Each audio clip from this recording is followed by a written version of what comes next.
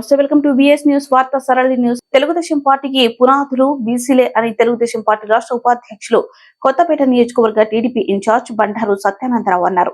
రావులపాలెం మండలం దేవరపల్లి గ్రామంలో రాష్ట్ర ఉపాధ్యక్షులు కొత్తపేట నియోజకవర్గ ఇన్ఛార్జ్ బండారు సత్యానందరావు ఆధ్వర్యంలో మండల బీసీసీఎల్ వారు ఏర్పాటు చేసిన జేహో బీసీ కార్యక్రమంలో సత్యానందరావు పాల్గొన్నారు.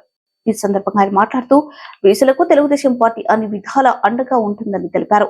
రాష్ట్ర పార్టీ బాధ్యతలు సైతం బీసీలకు సంబంధించిన అచ్చెన్నాయుడికి కట్టబెట్టి గౌరవించుకునే పార్టీ తెలుగుదేశం పార్టీ అని, అది చంద్రబాబు నాయుడుకి బీసీలపై ఉన్న అభిమానమని గుర్తు చేశారు.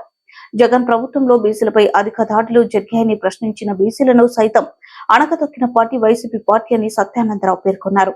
అధికంగా బీసీ కులమైన శెట్టి బలిజాలు 2019 ఎన్నికల్లో జగన్ కు అండగా నిలబడి గెలిపిస్తే వారికి అండగా ఉండటం, వారిపైనే దాడులు చేసిన ఘటనలు అనేకమని అన్నారు. తెలుగుదేశం జనసేన పార్టీలో అధికారంలోకి రాగానే బీసీలకు రక్షణ చట్టం తీసుకొస్తామని తెలుగుదేశం పార్టీ తరపున హామీ ఇచ్చారు. ఈ కార్యక్రమంలో వాసిరెడ్డి రాంబాబు, ఆకుల రామకృష్ణ, షేక్ శుభాన్, కేత శ్రీను, ఎల్లమిల్లి జగన్మోహన్, కాసా సాగర్, గుత్తల పట్టాభి, రామారావు, సీనియర్ నాయకుడు నామల నాగేశ్వరరావు, వాసంశెట్టి రామకృష్ణ, కోట వెంకటేశ్వరరావు, కట్ట వెంకటేశ్వర్లు, రమణతో పాటు నియోజకవర్గ మండల మరియు దేవరపల్లి గ్రామ బీసీ నాయకులు, కార్యకర్తలు, టీడీపీ అభిమానులు తదితరులు పాల్గొన్నారు.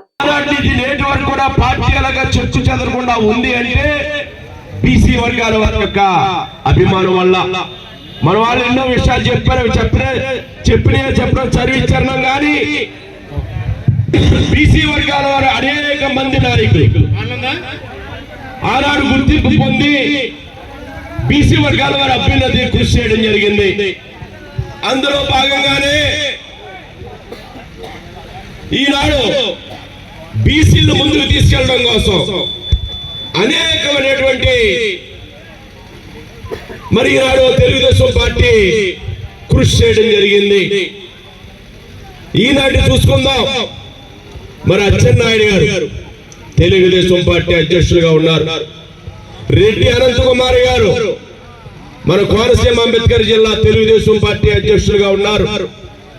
ఈ విధంగా తెలుగుదేశం పార్టీ ఎప్పుడూ బీసీలకు పెద్దపేట వేసిందనేది మరి చరిత్రలో అనేక సందర్భాల్లో మనం చూడటం జరిగింది. వీటన్నిటిని దృష్టిలో పెట్టుకుని మన పార్టీని మనం కాపాడుకోవాలి, మన పార్టీని మనం అధికారంలోకి తెచ్చుకోవాలి. ఈనాడు జగన్మోహన్ రెడ్డి అధికారంలోకి వచ్చారు. ఒక్క ఛాన్స్ ప్లీజ్ అన్నాడు.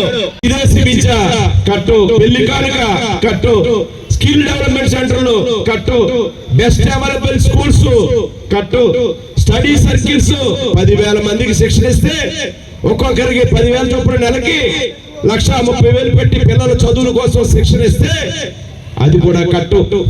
బీసీ భవనాలు, కమ్యూనిటీ హాల్స్, ఎన్ఎఫ్బిపి పథకాలు, మత్స్యకారులకైతే చెరువులు, బోట్ల ధృవీకరణ, రజకులు, వాషింగ్ మిషన్లు, చేనేతల తృప్తి పండు, ఇంకా అనేక పథకాలు ప్రతిదీ కూడా ఖర్చు చేయడం జరిగింది.